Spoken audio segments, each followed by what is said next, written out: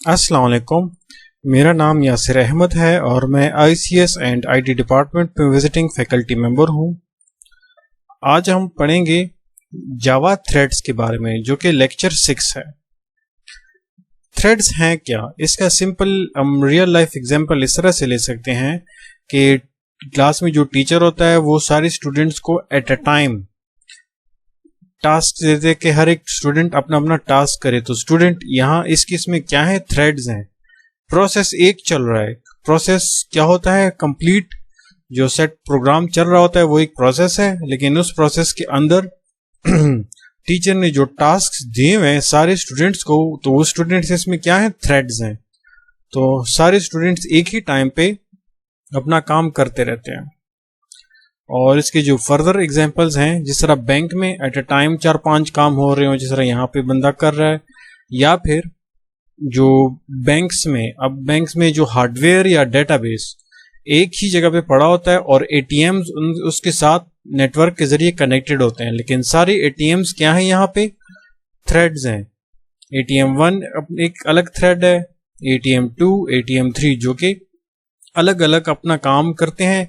एक ही टाइम पे तीनों काम करते हैं, लेकिन अलग अलग, इनका आपस में कोई ऐसा कनेक्शन नहीं है। ठीक है, हर कोई अपने पैसे डिपॉजिट करता है और विड्रॉ करता है। इसी टाइम पे एटीएम 2 से बंदा काम कर रहा है और इसी टाइम से एटीएम 3 से बंदा काम कर रहा है, डिपॉजिट कर रहा है और विड्रॉ कर रहा है, उसी सेम डेटाबेस को एक्सेस करके या हार्ड डिस्क को एक्सेस करके। अब यहां देखिए जो मेन फंक्शन है। अब मेन फंक्शन जो भी हम क्लास के अंदर बनाते हैं वो क्या है, सिंगल थ्रेडेड प्रोग्राम है। अगर इसको समझने के लिए एक सिंपल एग्जांपल ये है, जिस तरह यहाँ पे हम फंक्शंस लिखते हैं, कॉलिंग फंक्शंस। अब यहाँ से फंक्शन कॉल हो गया तो यहाँ पे प्रोसेस स्टॉप हो गया, तो यहाँ से कर्सर होगा वो जंप करेगा उस कॉल्ड फंक्शन की तरफ। जब कॉल्ड फंक्शन की जितनी स्टेटमेंट्स हैं वो सारी एग्जीक्यूट हो जाएं, उसके बाद वापस जो कर्सर होगा यहां पे जंप करेगा और उसके बाद बाकी प्रोग्राम स्टार्ट करेगा और एंड हो जाएगा। तो ये क्या है, सिंगल थ्रेडेड प्रोग्राम है।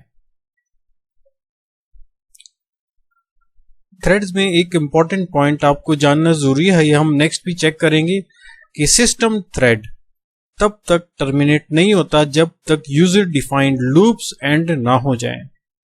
जिस तरह यहाँ पे देखें, इनकेस अगर यहाँ पे फोर लूप है हमने यूज किया हुआ है या वाइल लूप हमने यूज किया हुआ है, तो ये चलता जाएगा जब तक के कंडीशन इसकी फॉल्स ना हो जाए, वाइल लूप की या फोर लूप की। जब वो फोर लूप खत्म हो जाए या वाइल लूप की कंडीशन ट्रू हो जाए, तब उसके बाद ये आगे बढ़ के यहाँ पे इसकी बॉडी एंड हो जाएगी। इसी तरह जब हम दूसरे क्लासेस में थ्रेड्स वगैरह बनाएंगे तो उसमें भी हम इस बात का ख्याल रखेंगे। जिस तरह फोर लूप्स, वाइल लूप्स हो गए। Multi threaded program, main thread क्या है, ये जो मेन फंक्शन है।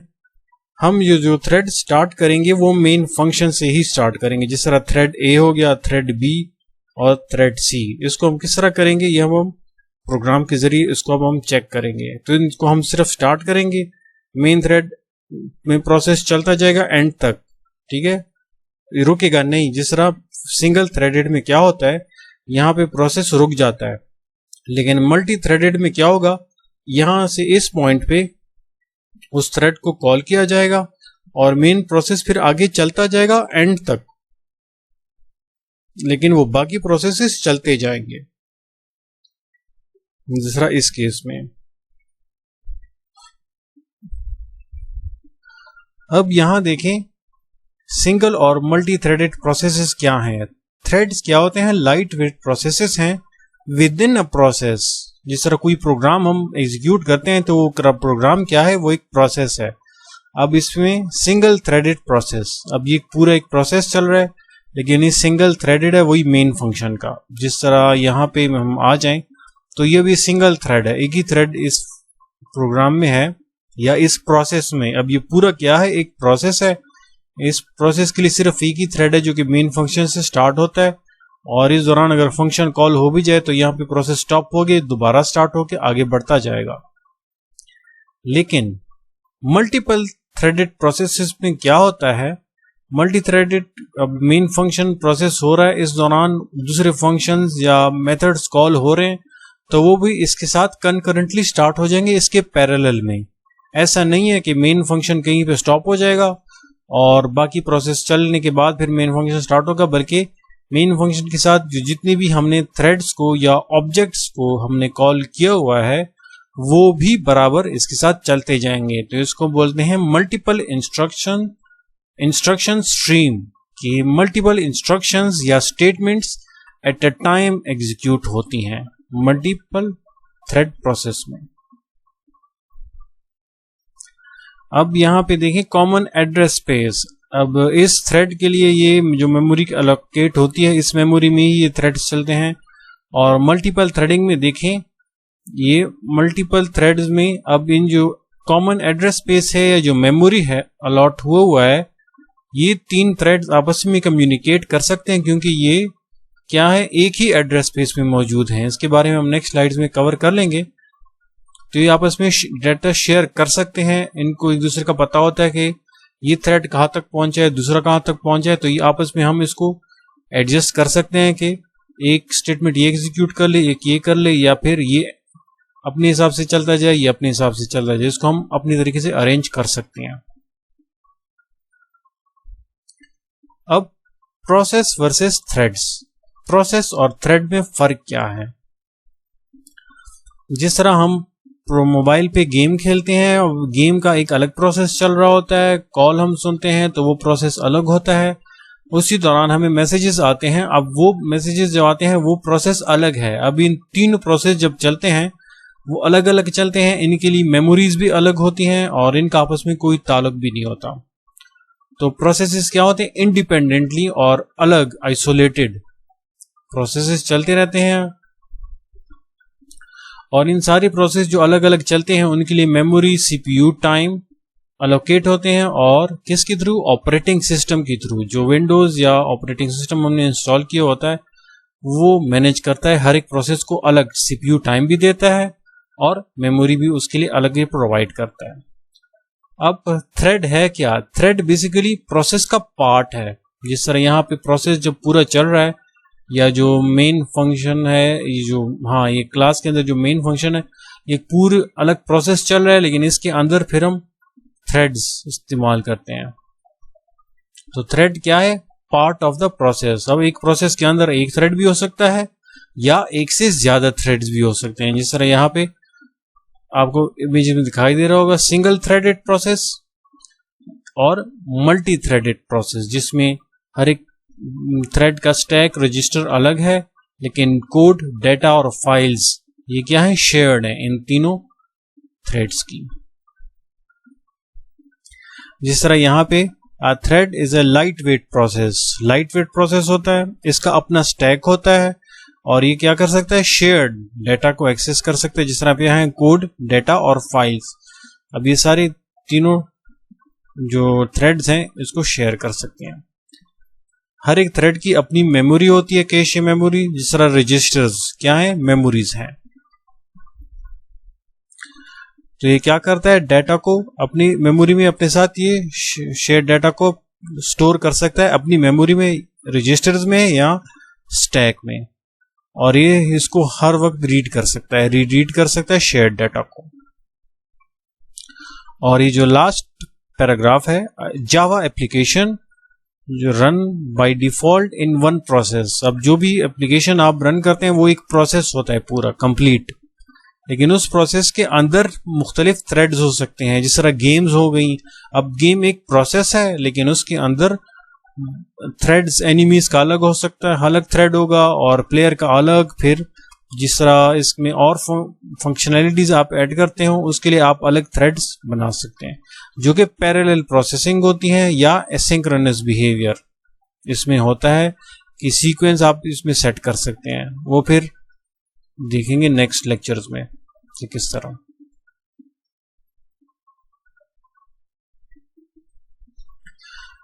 जावा थ्रेडिंग का जो कंसेप्ट है इसके दो मॉडल्स पे हम इसको डिवाइड करते हैं। सबसे पहले ग्रीन थ्रेड मॉडल और दूसरा है नेटिव थ्रेड मॉडल। अब ये जो रेड लाइंस में 2 लाइंस लिखी हुई हैं, ये इसका मेन पॉइंट है। Green threads are scheduled by a virtual machine. JVM Java virtual machine schedule करता है ग्रीन थ्रेड। जैसे हम अब थ्रेड से रिलेटेड प्रोग्राम लिखेंगे, ठीक है, तो उससे क्या होगा, JVM अब वो क्या है, ग्रीन थ्रेड्स हैं, जो कि कौन हैंडल कर रहा है, जावा वर्चुअल मशीन। जिस तरह हमने पहले किया हुआ है कि वो वर्चुअल मशीन इन्वायरमेंट प्रोवाइड करता है JVM। और उसके बाद फिर जब वो ऑपरेशन परफॉर्म करवाने के लिए आगे भेजता है हार्डवेयर के लिए, तो वो कन्वर्ट हो जाते हैं नेटिव थ्रेड्स में। नेटिव मतलब आबाई, शेड्यूल्ड बाय ऑपरेशनल सिस्टम। अब नेटिव थ्रेड्स क्या है और ग्रीन थ्रेड्स क्या है, इसके बारे में पढ़ेंगे। Native threads use the operating systems native ability, क्योंकि नेटिव थ्रेड्स क्या होते हैं, वो ऑपरेटिंग सिस्टम की जो नेटिव एबिलिटी है उसको इस्तेमाल करते हैं to manage multi threaded processes. इसके लिए जो लाइब्रेरी यूज होती है pthread लाइब्रेरी है, ठीक है। और ये जो रन होते हैं कर्नल इसको शेड्यूल करता है। कर्नल क्या है, एक खास किस्म का ऑपरेटिंग सिस्टम का एक पार्ट है जो कि इस नेटिव थ्रेड्स को शेड्यूल करता है और मैनेज करता है मुख्तलिफ थ्रेड्स को, किस तरह इनको प्रोसेस करना है। तो ये तो बात थी ऑपरेटिंग सिस्टम लेवल पे। अब ग्रीन थ्रेड्स क्या हैं? ग्रीन थ्रेड्स एमुलेट, जो कि वर्चुअल मशीन पे करता है, multi threaded environments without relying on any native operating system capabilities. जो ग्रीन थ्रेड्स किसके साथ इसका ताल्लुक है, कौन एनवायरमेंट प्रोवाइड करता है, JVM जावा वर्चुअल मशीन। क्योंकि हम जावा पढ़ रहे हैं तो नॉर्मली वर्चुअल मशीन पे ग्रीन थ्रेड्स काम करते हैं।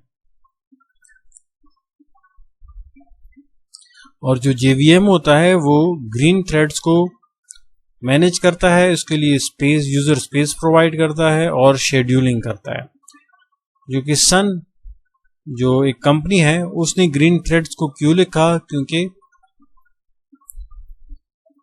जावा को इनेबल कर सकें ताकि उन्हें एनवायरनमेंट में ये एग्जीक्यूट हो जो कि नेटिव थ्रेड को सपोर्ट नहीं करते। और ये फिर JVM या वर्चुअल मशीन उनको कन्वर्ट करके नेटिव थ्रेड में कन्वर्ट कर लेता है। तो हम इंडिपेंडेंटली वो कर सकते हैं, यूज कर सकते हैं ग्रीन थ्रेड्स को।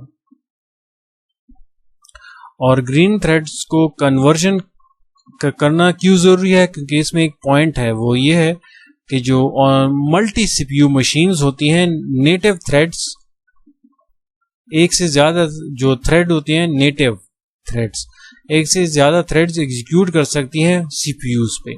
लेकिन जो ग्रीन थ्रेड्स होते हैं वो CPU पे एट अ टाइम एक ही एग्जीक्यूट होता है।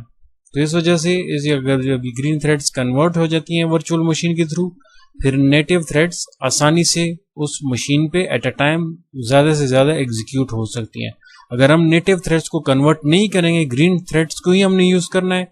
अगर एक कंप्यूटर में एक CPU है या उसके अंदर 2 प्रोसेसर्स लगे हुए हैं तो green threads at a time 2 processor पे काम करेगा या 3 पे। लेकिन नेटिव थ्रेड्स के केस में क्या होगा, एक प्रोसेसर पे एट अ टाइम एक से ज्यादा थ्रेड्स एग्जीक्यूट फिर होगी।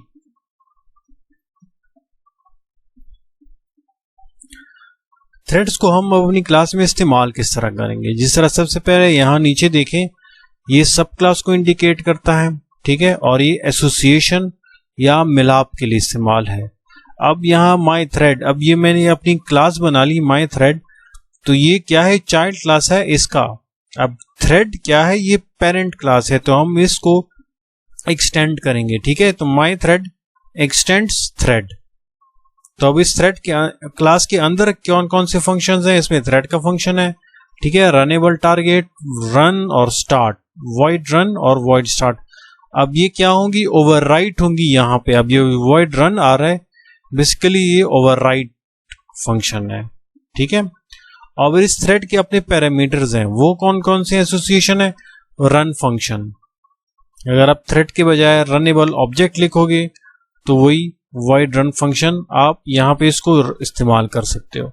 या फिर इम्प्लीमेंटेशन, इम्प्लीमेंटेशन इसकी क्या है, ये हम नेक्स्ट लेक्चर्स में कवर करेंगे कि इम्प्लीमेंट्स यूज होता है। लेकिन अब मैं यहाँ पे लिखूं माई थ्रेड इम्प्लीमेंट्स रनेबल। जब मैं यहाँ रनेबल इम्प्लीमेंट्स रनेबल लिखूंगा तो ये वॉइड फंक्शन मैं यहाँ इस्तेमाल कर सकता हूँ। थ्रेड्स को हम दो तरीकों से इस्तेमाल करेंगे, इसको हम नेक्स्ट स्लाइड्स में अब कवर कर लेंगे, लेकिन यहाँ पे हम एक्सटेंड्स थ्रेड लिख सकते हैं और या इम्प्लीमेंट्स रनेबल हम ये फंक्शन लिख सकते हैं। और ये थ्रेड क्लास की जो सिग्नेचर है या जिस तरह इसका जो अंदरूनी बनावट है। अब यहां देखें पब्लिक क्लास थ्रेड। अब थ्रेड जो क्लास है और एक्सटेंड्स ऑब्जेक्ट इम्प्लीमेंट्स रनेबल, तो ये पूरी क्लास होती है। हम थ्रेड भी लिख सकते हैं और रनेबल भी हम अपनी क्लास में इस्तेमाल कर सकते हैं। लेकिन थ्रेड की कंस्ट्रक्टर्स देखें, थ्रेड क्या है, ये पब्लिक थ्रेड कंस्ट्रक्टर है। उसके बाद थ्रेड स्ट्रिंग नेम आप इसमें ऐड कर सकते हैं, थ्रेड रनेबल टारगेट थ्रेड, फिर जो चौथा कंस्ट्रक्टर है और या मेथड ओवरलोडिंग है। ठीक है, इसको हम कंस्ट्रक्टर ओवरलोडिंग या मेथड ओवरलोडिंग कहते हैं। पब्लिक थ्रेड और फिर रनेबल टारगेट स्ट्रिंग नेम और स्टैक साइज, और इसके साथ ये दो फंक्शंस हैं फिर पब्लिक वॉइड रन और पब्लिक वॉइड स्टार्ट। इसका नाम से ही जाहिर है, स्टार्ट से थ्रेड स्टार्ट होता है और रन से फिर एग्जीक्यूशन इसकी स्टार्ट हो जाती है। तो ये दोनों फंक्शंस क्या होंगे, ओवरराइट होंगे जब हम ऑब्जेक्ट बनाते हैं।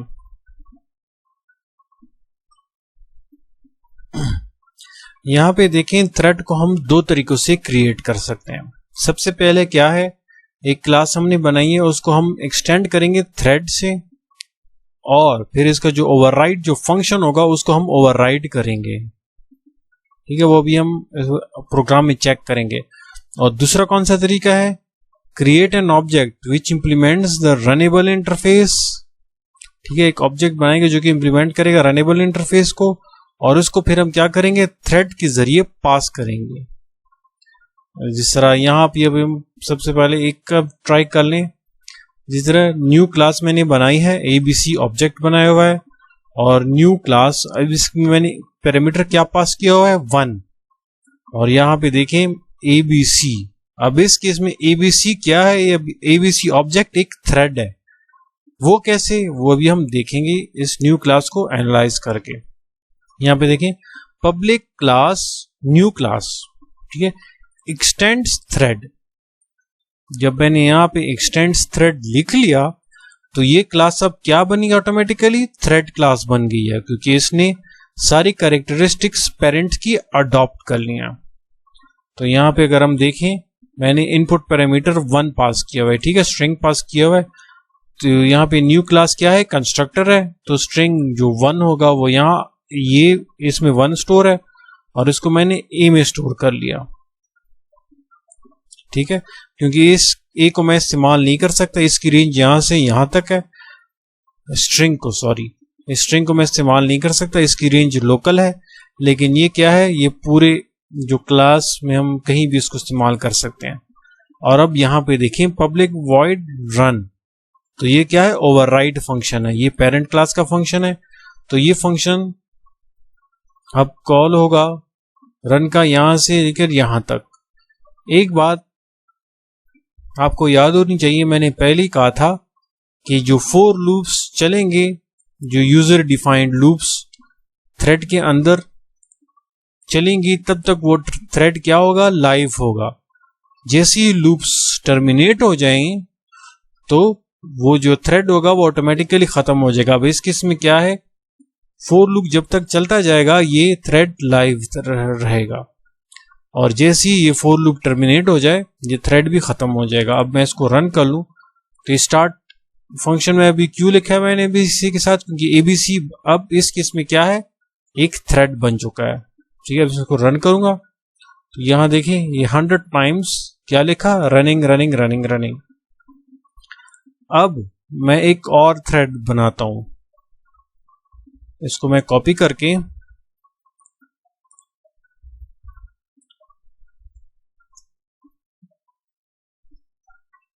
इसको मैंने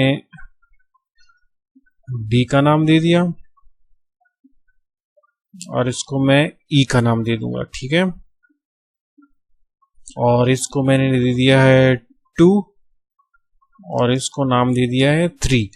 तो अब ये 1 2 3 अलग से प्रिंट होंगी। अब मैं इसको एग्जीक्यूट कर लेता हूं। अब इसको हमने चेक करना है। 1 1 3, अब 3 स्टार्ट हो गया है। 3 के बाद फिर यहाँ पे 3 3 एग्जीक्यूट हो रहा है। 2, अब दोबारा 2 स्टार्ट हो गया, 2 हो रहा है, चल रहा है अभी। अब यहाँ पे 1 स्टार्ट हो गया है, 1 2 और 2 पे एंड हो गया। यहाँ देखें इसका सीक्वेंस है रैंडम, मतलब 1 3 2 1 2 3 इस तरह। नेक्स्ट टाइम रन करेंगे तो इसका फिर अलग चलता जाएगा। इसका मतलब ये हुआ कि ये मल्टी थ्रेडेड है, सिंगल थ्रेडेड नहीं। अगर सिंगल थ्रेडेड होता तो यहाँ पे स्टॉप होके फिर दूसरा ऑब्जेक्ट कॉल करता है, लेकिन इस केस में क्या है, स्टार्ट हो गया, फिर ये नेक्स्ट पे जंप स्टिक कर लिया, ये भी थ्रेड स्टार्ट हो गया और फिर तीसरे पे जंप करके इसको स्टार्ट करके ये यहाँ पे एंड हो गया। लेकिन ये जो थ्रेड्स थे ये चल रहे थे, तीनों के तीनों अलग चल रहे थे। और अगर मैं फोर लूप को खत्म कर लूं, ठीक है, इस केस में मैंने क्या किया, फोर लूप को मैंने खत्म कर लिया, तो ये क्या होगा, यूजर डिफाइंड लूप इसमें इस्तेमाल नहीं हो रहा। तो ये सिस्टम जो थ्रेड्स हैं ये ऑटोमेटिकली खत्म हो जाएंगी एक ही पॉइंट पे। जिस तरह मैंने इसको रन किया, अब देखिए 1 3 2। अब मैं इसको दोबारा करूंगा, 2 3 1, दोबारा 1 3 2, दोबारा करूंगा 1 2 3। देखें सीक्वेंसेस नहीं आ रहे, थ्रेड्स ऑटोमेटिकली चलते हैं मुख्तलिफ सीक्वेंस में। इन और जो रनेबल का है इसको हम फिर अब थोड़ी देर और में करेंगे, ठीक है। थ्रेड क्रिएशन, अब यहां पे देखें थ्रेड, ये माय थ्रेड क्लास है और इसको एक्सटेंड कैसे किया हुआ है, इस थ्रेड के जरिए। तो यहाँ पे ऑब्जेक्ट्स क्या है, थ्रेड्स बन गई हैं। जिस तरह यहाँ पे क्या है, जो ABC ऑब्जेक्ट है ये अब थ्रेड है, और यहाँ पे D क्या है, ये भी एक थ्रेड का पार्ट है। 3 जो D थ्रेड है उसको हम इस्तेमाल कर सकते हैं, और ये जो E है ये एक थ्रेड है। लेकिन जब हम रनेबल करते हैं माई क्लास, अब मैंने क्लास बनाई है इम्प्लीमेंट्स रनेबल मैं लिख रहा हूं, ठीक है। जिस तरह यहां पे हम एग्जांपल कर लेंगे, मैं यहां एक्सटेंड्स के बजाय लिख दूंगा इम्प्लीमेंट्स रनेबल।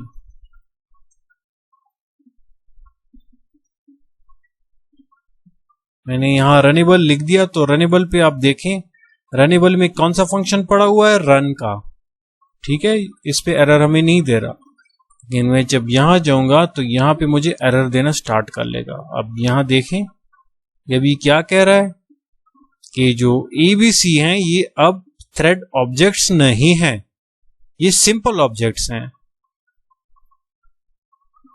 इसको अब हम क्या करेंगे, इसको हम थ्रेड में ऐड करेंगे। जिस तरह यहां पे मैं एक एग्जांपल आपको दे दूं, अब मैं थ्रेड का ऑब्जेक्ट बनाऊंगा, कैसे, TH थ्रेड, ठीक है।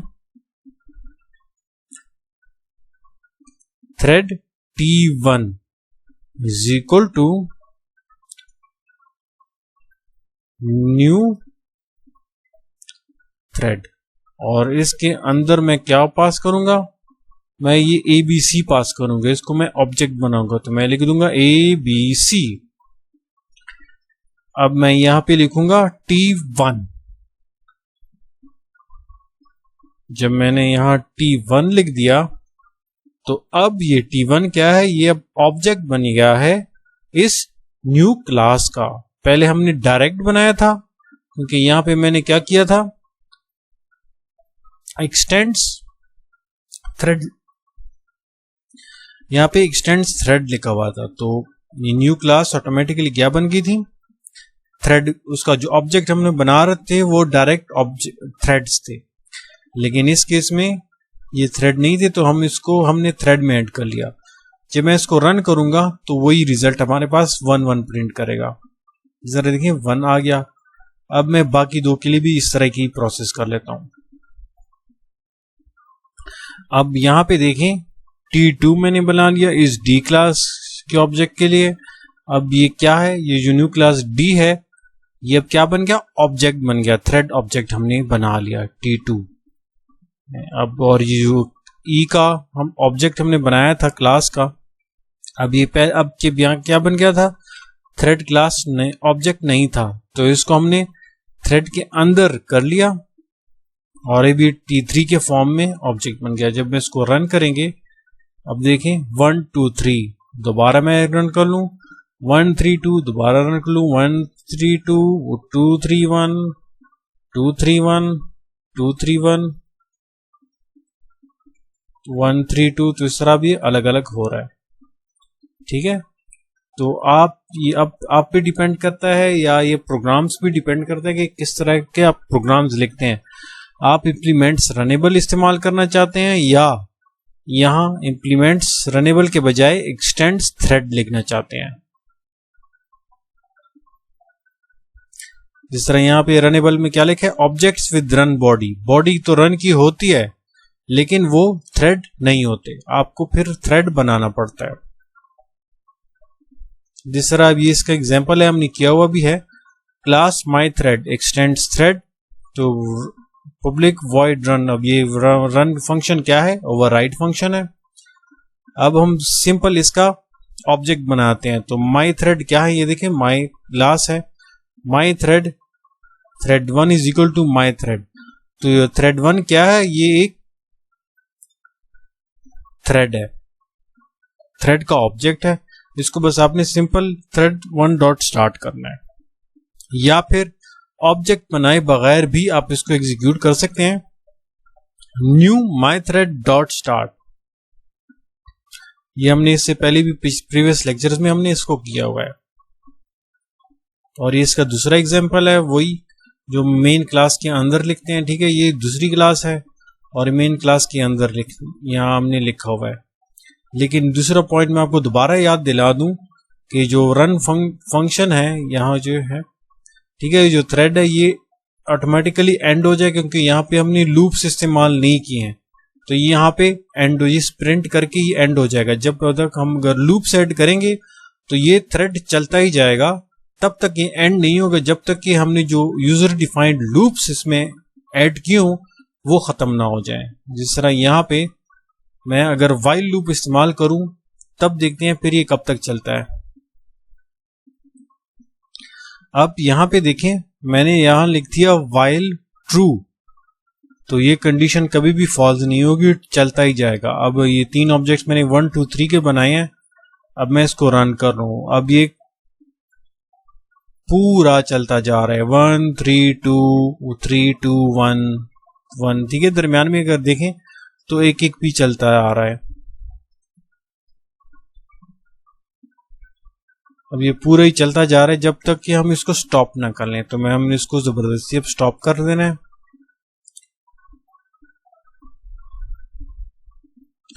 तो इसका आपने ख्याल रखना है। ठीक है, थ्रेड के अंदर आपने लूप्स इस्तेमाल करने हैं फिर। और फिर जो दूसरा है इम्प्लीमेंटिंग रनेबल इंटरफेस, जिस तरह यहाँ पे क्या है, class my method implements runnable. अब रनेबल क्या है, ये एक इंटरफेस है, इसको फिर हम कोशिश करेंगे नेक्स्ट लेक्चर्स में कवर कर लें। पब्लिक वॉइड रन, इसमें इस रनेबल में क्या है, फंक्शन पब्लिक वॉइड रन है, लेकिन ये अब माई जो थ्रेड है, माई थ्रेड जिसका जो हम ऑब्जेक्ट बनाएंगे तो वो थ्रेड नहीं होगा, उसको फिर हम क्या करेंगे, एक किसी ऑब्जेक्ट में ऐड करेंगे। जिस तरह यहाँ पे देखें creating object, my thread my object is equal to my thread. अब उसके बाद फिर क्या है, क्रिएटिंग थ्रेड ऑब्जेक्ट, क्योंकि ये माई ऑब्जेक्ट क्या है, थ्रेड ऑब्जेक्ट नहीं है, इसको हम अब थ्रेड का ऑब्जेक्ट अभी हम बनाएंगे। तो वो किस तरह बनेगा, thread 1 is equal to new thread. तो इस माई ऑब्जेक्ट को हमने यहाँ लिख लिया इनपुट पैरामीटर में। तो अभी माई ऑब्जेक्ट का जो थ्रेड है वो क्या है, थ्रेड 1 है। अब ये एक थ्रेड ऑब्जेक्ट बन गया है, तो इसको अभी हम स्टार्ट करेंगे जिस तरह अभी हमने इसका एग्जांपल किया है। तो इसका दूसरा एक से वही एग्जांपल है। ठीक है, इम्प्लीमेंट्स रनेबल, और यहाँ पे देखें thread t is equal to new thread. और ऑब्जेक्ट बनाए बगैर हमने इसको कॉल कर लिया न्यू माई थ्रेड। ठीक है, माई थ्रेड क्या है, ये क्लास है और डायरेक्ट ऑब्जेक्ट इसका कैसे बनते हैं, न्यू माई थ्रेड का ऑब्जेक्ट बनाए बगैर हम इसको एज अ ऑब्जेक्ट इस्तेमाल कर सकते हैं। तो और टी डॉट स्टार्ट होगा तो ये जो थ्रेड ऑब्जेक्ट है अब स्टार्ट हो जाएगा। अब इसमें जो वार्निंग है, जो रन मेथड होता है, हम जो क्लास को इंप्लीमेंट्स रनेबल लिखते हैं इस केस में, ठीक है, अगर हम ये थ्रेड इस्तेमाल ना करें तो ये नॉर्मल फंक्शन की तरह सीक्वेंस में ही एग्जीक्यूट होगा। जिस तरह मेन फंक्शन है, लाइन बाय लाइन एग्जीक्यूशन हो रही है, यहाँ पे क्या होगा, एक ऑब्जेक्ट हमने बना लिया और रन को हमने कॉल कर लिया तो ये नॉर्मल एग्जीक्यूट हो जाएगा और जो एग्जीक्यूट होने के बाद फिर आगे प्रोसेस सीक्वेंस में चलता जाएगा जब तक कि हम इसका ऑब्जेक्ट नहीं बना लेते। जब हम थ्रेड का ऑब्जेक्ट बना लें, एज ए उस क्लास के ऑब्जेक्ट को एज ए थ्रेड इस्तेमाल कर लें, तब फिर ये क्या होगा, कंकरेंटली एग्जीक्यूट होगा।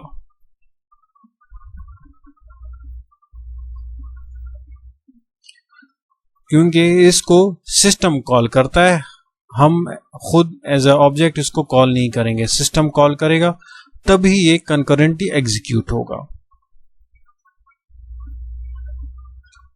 अब प्रोग्राम आपने लिखना है जिसमें 3 थ्रेड्स हों, ठीक है, 3 थ्रेड्स काम करें। तो ये इसका सिंपल प्रोग्राम है। क्लास ए एक्सटेंड्स थ्रेड है, ठीक है, क्लास बी एक्सटेंड्स थ्रेड और क्लास सी एक्सटेंड्स थ्रेड, और ये इसका मेन फंक्शन है। क्लास थ्रेड थ्रेड टेस्ट है और public static void main string, ये मेन फंक्शन है। इसके अंदर हमने इस 3 ऑब्जेक्ट्स को कॉल करने हैं, new A dot start, new B dot start और न्यू सी डॉट स्टार्ट। तो यहाँ पे देखेंगे तो ये कर्सर इस पॉइंट पे रुकेगा नहीं, ये सिर्फ इस थ्रेड को स्टार्ट कर लेगा और फिर ये नेक्स्ट पे जंप करेगा, नेक्स्ट को स्टार्ट कर लेगा और फिर नेक्स्ट सी को स्टार्ट कर लेगा, जैसे इससे पहले भी हमने किया हुआ है। ठीक है, हमने एक ही क्लास को कि 3 ऑब्जेक्ट्स बना लिए, तो इस केस में क्या है, 3 क्लासेस आपने बनानी है और 3 क्लासेस के ऑब्जेक्ट्स को आपने कॉल करना है, लेकिन हमने एक ही क्लास के 3 ऑब्जेक्ट्स बनाए थे। ठीक है, और फिर इसमें 4 लूप्स यहाँ पे 1 से लेकर 5 तक है। पहले आप 1 से लेकर 5 तक ट्राई कर लें और उसके बाद फिर आप 1 से लेकर 1000 तक तीनों की तीनों क्लासेस में 1000 तक आपने फॉर लूप चलाना है और फिर आपने इन सीक्वेंस को आपने चेक करना है कि कहीं पे ऐसा तो नहीं आ रहा कि मतलब क्लास ए का जो प्रिंट हो रहा है वो एक दफा प्रिंट हो गया और उसके ऊपर नीचे क्लास बी और क्लास सी के वैल्यूज प्रिंट हुए हुए हैं। क्योंकि यहाँ पे system dot out dot println में देख लें थ्रेड ए, ठीक है, एग्जिट फ्रॉम थ्रेड ए भी इसमें आ रहा है, इसको भी आपने फिर चेक करना है। ये हमारा लेक्चर था, थैंक यू।